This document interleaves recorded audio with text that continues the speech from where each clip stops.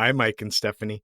I remember being in veterinary school, and after 3 years of intense basic sciences and clinical work, there was an elective that we had. It lasted a weekend, and it was called bedside manner. And in a period of probably 6 to 8 hours, a psychologist from the main campus came to the vet school and in that small period of time, attempted to teach us every soft skill that we needed to know to be an effective veterinarian. I would say maybe 20 people out of my class of 100 took the course, and that was it. Then fast forward to our clinical rotation senior year, and we're walking in and talking to clients, and I felt as though, in the 90s, that we really just were not prepared. In fact, I even hate the word soft skills because these are such vital skills to being an effective veterinarian. So ever since then, I've wondered, are vet schools getting it better? Are they getting it right? Welcome to the Vets Unleashed, where we gather animal professionals and animal enthusiasts to discuss the most pressing, silly, and interesting topics in the animal kingdom. I'm Dr. Scott. And I'm Dr. Mike. Today, we have probably our favorite returning Not guest. Probably. I don't know. Maybe she's probably for you, but Stephanie, I don't hesitate. You're my favorite. Our vet student, Stephanie on. Hi, Stephanie. Hi, everyone. Welcome. Thank you. It's so nice to be back. I was thinking about the podcast like a couple months ago, and then you guys reached out. We're like, okay, we're going to start recording. I was like, yeah, I'm so excited. So it's nice to be back. Well, we're banking a few episodes. We haven't actually formally started our season yet, but it's going to be starting soon. So by the time you hear this, I guess we'll probably have to edit this out because it will have already started. Yeah.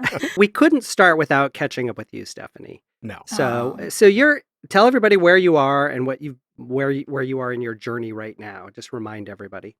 Oh, man. Okay, guys. So I'm in my third year of vet school. It's crazy to think I'm already in my third year.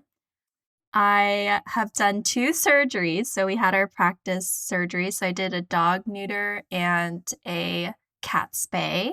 I have one more surgery left in a couple weeks. So I'm doing my big dog spay.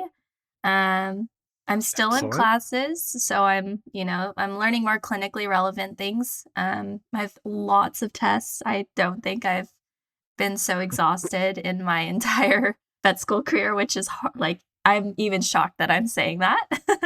Let's see what else. I don't know. I'm actually having a really good time in vet school. I think I've learned what work-life balance is finally, and it's going really well. I'm tired, but I'm enjoying it for once. So I'm happy that I'm where I am right now. Well, last time we talked to you, you were in the depths of that second year, I believe, and it was rough. And we were commiserating about how bad that was. And I remember too, my third year when we started to do surgeries and, clinical applications of all that stuff, it really just blossomed for me. And you're right, it was tiring, it was exhausting, but I definitely loved it. And I don't remember if I said it before. I think that second year, probably the worst year of my 54 years on this planet, honestly. The second year of vet school, if for some reason something hadn't worked out, like if I had failed a class or couldn't, I would not have come back.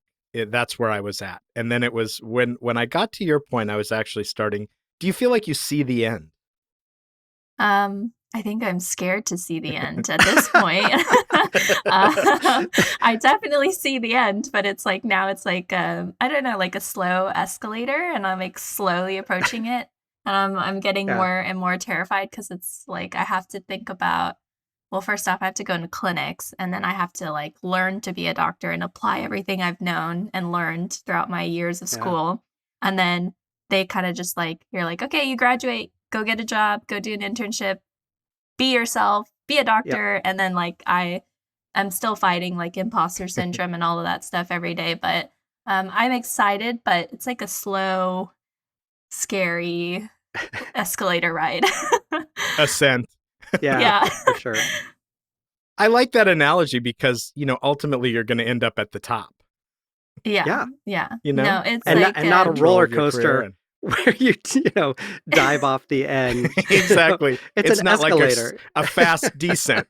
yeah. No. It's just you just keep, and you get to the top and you're like, oh look, there's another escalator. Like being in an airport, you're like just endless escalators going up. It looks like, though, I commented when I saw you this morning, you look very rested and happy today. So tell our listeners, what are you doing right at this moment? You're not in your, I'm judging, although I know your vet school apartment is nice and everything. It looks like you're in a slightly nicer and larger home. Yeah, so I'm at my parents' home right now. I've taken the winter break to just be at home, and my dog was recovering from a little hospital visit, and so I've been just resting with him. And then I have my parents' like white fluffy dog at home as well. But it's been really nice. I could read like books that I'm interested in and go on walks without feeling like I have to do something. I've been sleeping. Right. Okay, granted, I wake up at like 5:30 to feed my dog because he gets really hungry, like my parents' white dog. Yeah. But I would go back to bed and sleep till like 10, 11. Oh my gosh, two naps, basically. It was wonderful. Nice.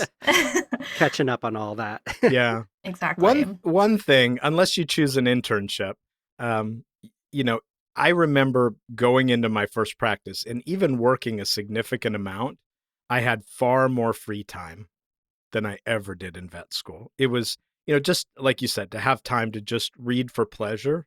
I didn't do that through vet school. And so and to your analogy, going back to the escalator thing, and like, when does it stop going?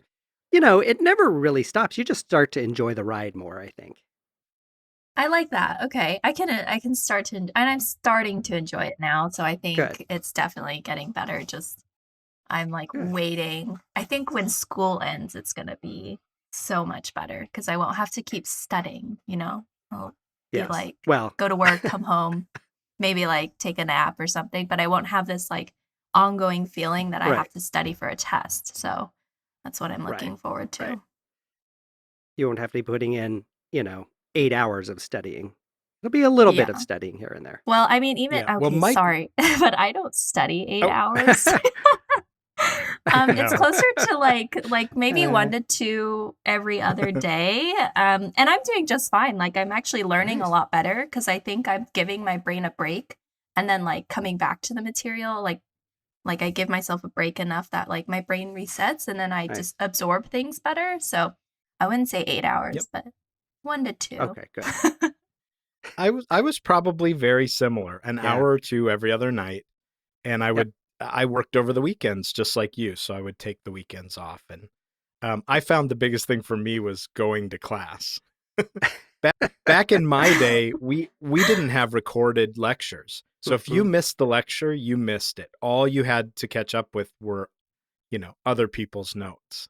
So there are some definite advantages to vet school in this day and age, I think. Yeah. Oh, 100%. I had tried to attend most lectures. I did like have a medical like issue with me, and so it was harder to get to class sometimes, but I'm very grateful for recordings because I usually rely on those to rewatch and like relearn things because I learn better when someone is talking to me about it or explaining it to me. So I listen to the lecture recordings probably like 2 to 3 times before like I have to take an exam. So.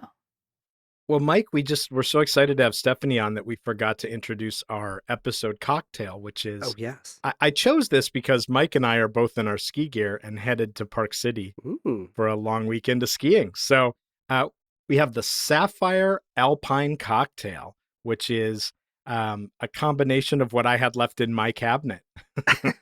Gin, blue curacao, and peach schnapps. So very odd combination, but so, cheers, everyone. Cheers. I'm going to taste it. I like the color. That is sweet. Wow. Wow, that's strong and sweet, just like me. So, a little confession here. I didn't have blue curacao, so I used another orange liqueur And then what I did have was blue sparkle stuff to put in it. Like Edible the glitter? edible glitter that I use for my D&D drinks when I'm making those for the kids to make them look like potions. So though a little cheating there. I don't know if you can see the glitter. Can you see it? Yeah, Yeah. I like it. I a like little the bit. color. Yeah, It's this is it's like a definitely sweet. it's like a sweet tart and it's mm, I don't know that I'll finish that one. Wow. No. Okay. Little water chaser on that Not one. good thing we don't have sponsors that actually have these drinks. I know. I'd have to pretend like let me try again and pretend like I really like it. Let's see. And we're sponsored by, Blue Curacao and Blue Curacao. Yeah. Oh, Oh, that is that is so good. You sold it. You sold it for Sold me. it. Thank you. Yeah. Yeah. Acting. And with that, Yeah. let's go to break, and when we come Yep. back, we'll talk more with third-year veterinary student Stephanie Hahn. Be right back. Hi, this is Dr. Mike, the Bowtie Vet Guy. Thanks for tuning in to The Vets Unleashed. If you want to find out more about us or our guests, or to leave an amazing review, head on over to thevetsunleashed.com or find us on Instagram or Facebook at The Vets Unleashed. There you'll find information on the podcast, how to be a guest, and our lecture series and speaking availability. Now let's get back to the show. And we're back with Stephanie Hahn. Stephanie, you heard my story at the beginning of this episode about being in veterinary school and having very little training as far as dealing with clients. And this season, we're focused on the client experience in veterinary medicine. So I'm curious to know, when did they start talking about those, quote unquote soft skills, and what have they done to prepare you for all the work-life balance stuff and dealing with clients and all of those mountains that we have to ride the escalators over? Yeah, so they kind of drilled it into us our first year. I wouldn't say like drilled it in, but like just started teaching like client communication, bedside manners, things like that. First year, I think it was spring quarter, and it was actually like a whole simulation where like the first time we ever did it, we were put into groups, like little tiny groups, and one of your classmates would be the client, and then you would be the doctor, and you would have to simulate the whole thing, like knock on the door and be like, "Hi, I'm Dr. Hahn. It's so nice to meet you. Like, can I sit down?" And then we had, I think there's an article on it. It's called Wise Coach. It's like a model of like how you should interact with, like how the interaction should go, and we have to follow that. But it's been progressively getting harder. So as you progress through veterinary school, they get harder. So the first time is just like you, a moderator, so like a small animal practitioner, large animal practitioner, and then your classmates. And then they model it, like you simulate it with them. And then as you go on. So just role playing with your peers initially. Yeah, role playing. And then that's always interesting because your classmate kind of like determines the role. Like they could be like, "Oh, I have a mother with 7 children, and I live in this area and I have 8 dogs," and you're just like, "Wow, like okay, like very cool." And I don't have any money. Yeah.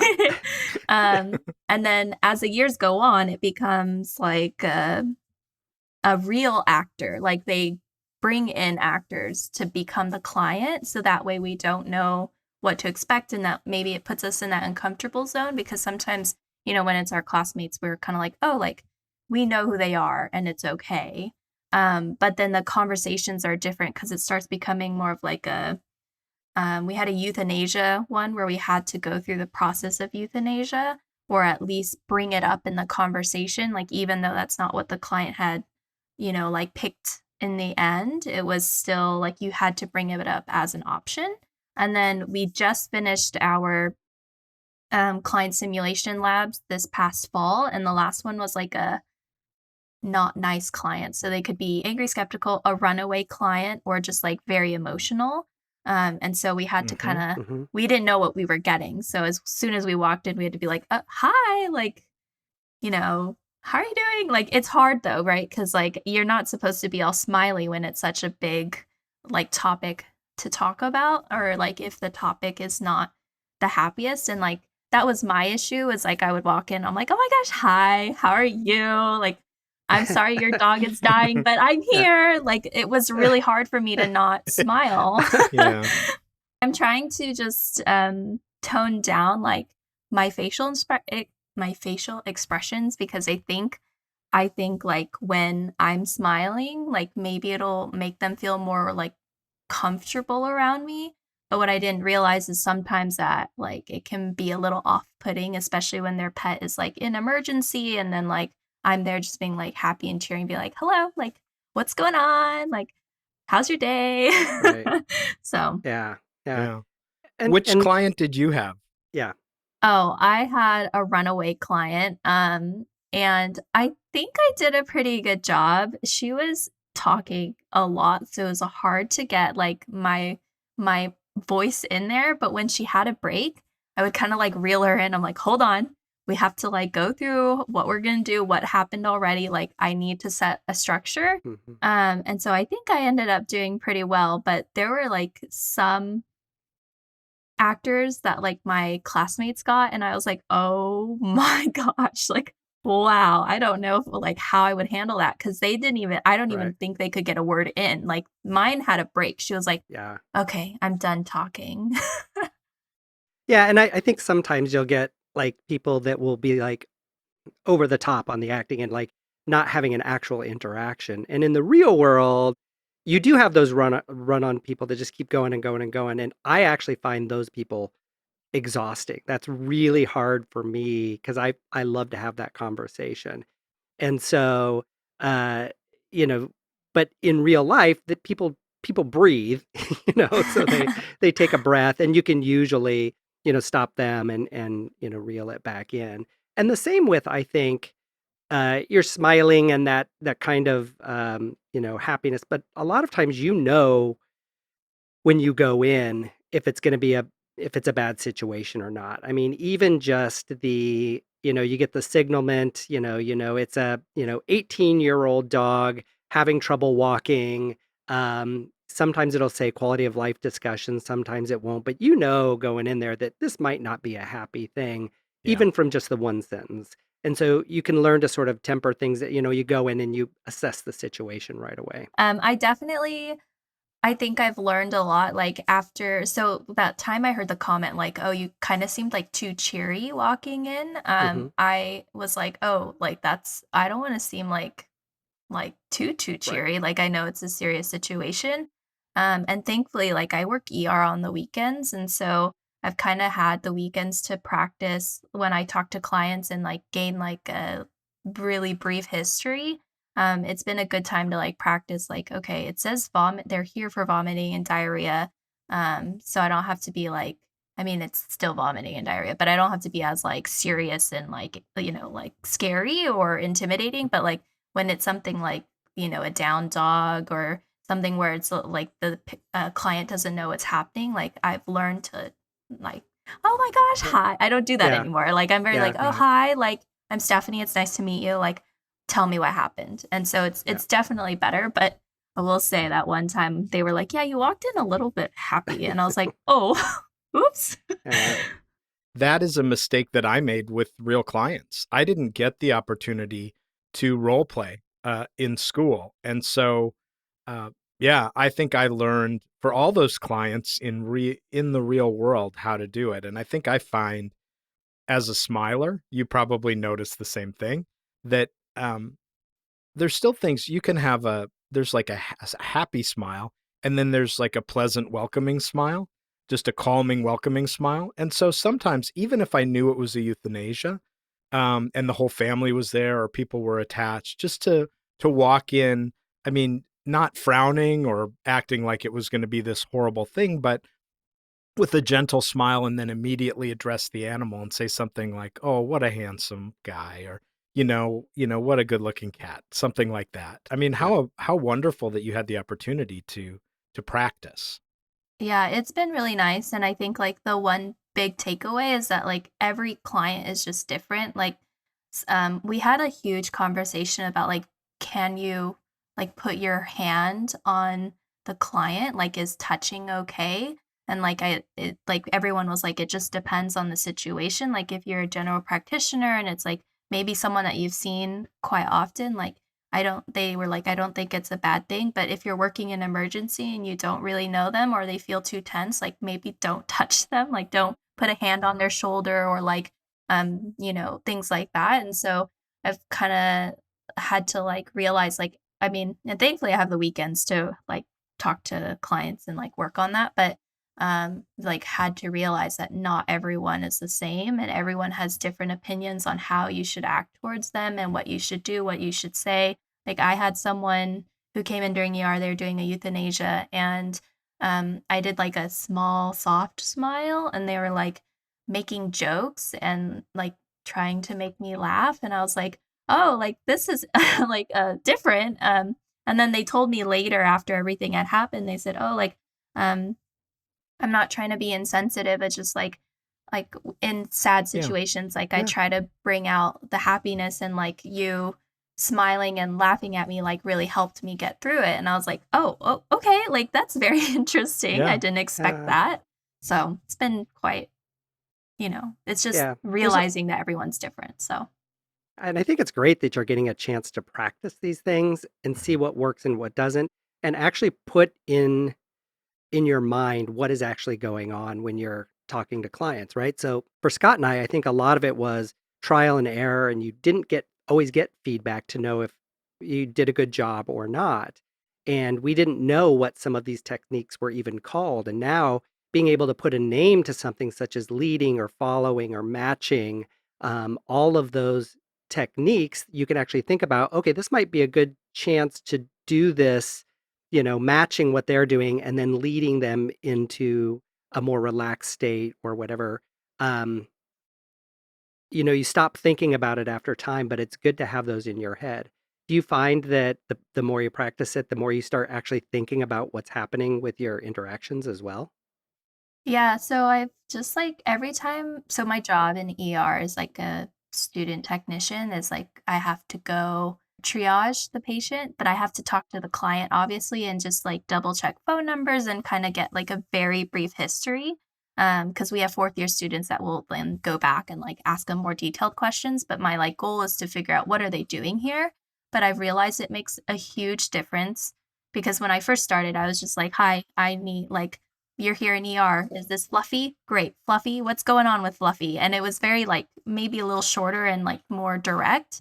But I've noticed that people respond better when I was like, hi, I'm Stephanie. I'm going to be the ER technician helping you today. I see that you're here for blank and blank. I'm so sorry that you're going through this. What's been going on? So, like, I realized that even if I just take a little more time to explain who I am and what's going to happen in the process, it's been a lot better. And not everyone, but a lot of people that I've interacted with have been like, thank you for like slowing me down and like talking to me. And I really appreciate it. And I was like, oh, you're welcome. Like, yay, that makes me so happy. So it's And I been love good. hearing an empathetic statement like that. Just to say, I'm sorry you're here today. I'm sorry you have to deal with this. Yeah. That opens people up to, this is a safe person to talk about. Yep.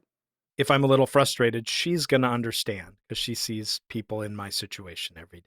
Yeah. I love Scott that. Scott and I heard you say that, and I think we both went, "Oh, Oh, empathy." my I was heart like, broke a little. yeah, exactly. And and you just mentioned too that your own dog has been going through surgery.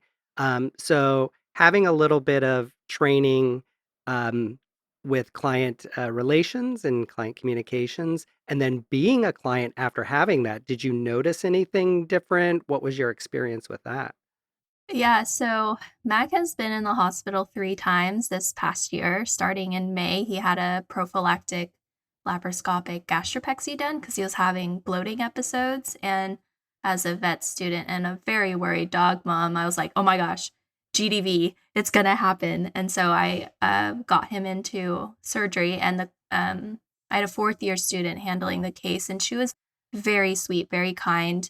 Even though she knew I was a student, she was very professional, and I could kind of see how the things we learned in class were kind of kicking in during fourth year, which was really good to see. And she was very, very nice. And then Mac had, oh my gosh, so many visits. Mac had a TPLO done on his left hind leg because he not broke, but he tore his CCL. And I had another student for that case, and he was wonderful. He was like on top of everything. Granted, like he knows I'm a student, but I feel like I turn into the most anxious dog mom as a client. Like I'm like, oh my gosh, my baby. And then I remember we were doing examination and I started crying. I knew it was something we could fix, but I was like, my dog's getting older, and I just like teared up and was like not having a good time. But he was very comforting. I was like, it's okay. Don't worry, we'll take care of everything. I like had specific instructions for Mac just because he's not the best with other dogs. And he set up the kennel that was like, there's a blanket in front of it, um, at the very end so that he wouldn't have to like hear dogs walking all the time. So it was a really great interaction with both of those. And like even the doctors, everyone I've talked to, like faculty, residents, interns, they're wonderful at it. Like even though they're not trained from Davis, I've noticed that they're very empathetic, which is nice. And I think they're very detailed as well, but they explain it in terms that I could understand because I know I'm a vet student. Yes, great. Sometimes I still don't get things. And they would explain it in terms that didn't make me feel like I was stupid, because sometimes I'm like, oh, I'm a vet student, like I should know this stuff. But they were very kind and they're like, don't worry, I'll explain it differently. I know it's stressful to like go through this process. Here's what we're gonna do. And it was amazing. Like I can see how the training is paying off. Would be an interesting thing when you graduate to listen to all of these podcast episodes back to back, because I could tell when we interviewed you before you officially started or after your first week, that exactly sort of the struggles that you ran into, that your personality was such that you were going to be, you were going to be all in every club, and that was going to overwhelm you. My final question to you before we wrap up this episode is, what do you think would be useful, or is there a way that some of this training in how to interact with clients could be better? I think I would put more emphasis on like how every situation is really different because they want us to follow Wise Coach, which I think is really good for, like a general practice. Like you have more time, like there's not like an emergent situation happening. Um, but I feel like we would really gain more from like maybe it's like the cat has like 20 minutes to live. Like it's on oxygen. You need to make a decision now and you need to have a more serious, tough conversation with the client versus like, hi, I'm Dr. Han. I'm so sorry what's happening. Here's what's going to happen with today's visit. And like, it just seems like sometimes Wise Coach is a little smaller and we don't have all that time to like go through the whole Yeah, Wise Coach, if that sure. makes sense. And I think like something else that would be really interesting would be like having them attack us as like humans. Like that would be a really interesting simulation. I know it would be hard for a lot of people, but I feel like as a vet, we get yelled at quite a lot and attacked personally, like you're killing my dog, you're doing this, why aren't you saving it? And I feel like having that done and practiced at least or seen once during So vet you can school. see what it feels like before it happens for real. Yeah, and then you can practice how to like respond because I feel like if I've been yelled at before, sadly, and the first time I was ever yelled at, I didn't know what to do. I was so scared. I think I froze and was like, okay, I'm gonna leave. But that was as a technician, and as a vet, I can't really do that. So I think practicing like a response to like you are killing my dog would be really beneficial, even though it's hard to go through, but I'd rather do it during school and make a mistake there than say the wrong thing to a real client. Yeah. Because sadly, every one of us will go through Yep. that many times in our career. Yeah. And I think people in general will have that happen if they live life. Somebody's going to attack them and when it's not their fault for sure. So having Yep. your things that you're going to say or ways you're going to handle that will at least give you a way to start those conversations, even if it Yeah. doesn't fix it. Yeah. It just occurred to me real quick. You keep saying wise coach. A lot of people might not know what that is. Okay, so WISE Coach is this. It says conducting effective client consultations, and so it's an acronym, and it allows you to build a relationship with a client as well as like educate them and respecting the client as an individual.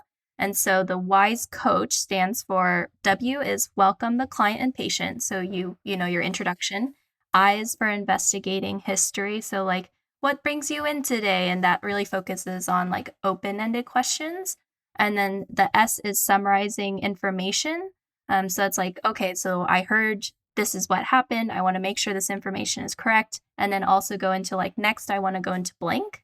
And then E is explore for more details. So you ask them more about their lifestyle questions, like things that are important to collecting history, but maybe not specific to like vomiting or diarrhea, but just like how they are as an animal as a whole, like their lifestyle. Then you're supposed to perform your exam. So that's not in the acronym, but you perform your physical exam.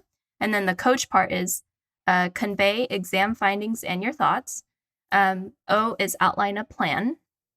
So like treatment ideas, diagnostics. A is for ask for feedback, like how are you feeling? Does this sound okay to you? C is clarify expectations. And then H is hold both client and patient interests in mind. So just making sure they understand that, you know, you are working for the same team, you're not trying to make money, things like that. And then ending it on a good note. And then these like this acronym, and if you follow it, obviously, if we had all the time in the world, everyone would follow it, but it's supposed to build a really good, positive client relationship. And I can see where being a younger practitioner, those having, acronyms and having a system or a technique you can go to at first until you develop these habits and it just becomes a normal part of your day could be really valuable. Yeah, no, it's been helpful in some aspects, but like ER is, different. And like people who want to go into ER, it's that you don't have time for all of that. So it's a little harder. Well, I think that I don't want to speak for Scott, but I think we can definitely see that you seem happier, healthier, and are just really coming into your own as a veterinarian. And I'm thrilled to see where you're headed at this point. Oh, It's thank exciting to you. watch. We can't wait Yeah. until the next time we catch up. I know. These sessions with you just fly by. They do. I They know. absolutely I'm do. so excited. So my goal at the very end when I graduate is to rewatch every single episode I have been on and see like how I've progressed as a student and as a person, just because I can tell already, like probably the 2 episodes ago, I was like in pain. Like you could hear it in my voice that I was not doing well. So I'm excited to like listen to all of them in order and just be like, wow, I went through all of that and I'm still alive, and I, it was hard, but I'm here and I'm doing great. So yeah. But we're glad Excellent. you are. Yes. Thank All you right. again for joining us. I know Yeah. so many people are following your journey and journey to Dr. Han. So, And I'm sure we'll check in at least one more time. Okay. Yeah. maybe two. Maybe two. Yeah. You got to get me once in 4th year at least. Well, I look forward to that. All right. To Stephanie, doing better and feeling better. To Stephanie and to being Dr. Han in a year and a half. Year and a half. Oh my gosh. Slow escalator, guys. Very slow You're escalator. more than halfway there. There you are. All right. Do you know what percentage you are I to doctor? think, I didn't do the math, but I'm pretty sure I'm like 68 or something like that, if I remember. Yeah. Oh, wow. Nice. Getting there. 68. I know. To 68%. Cheers. Cheers. Cheers. Thanks for joining us for drinks and a conversation about veterinary medicine and our beloved animals. The Vets Unleashed podcast is wholly owned by the Vets Unleashed LLC with excellent production by Earweevil Audio. For more information about us, head over to thevetsunleashed.com. And as always, don't take advice from people who've been drinking.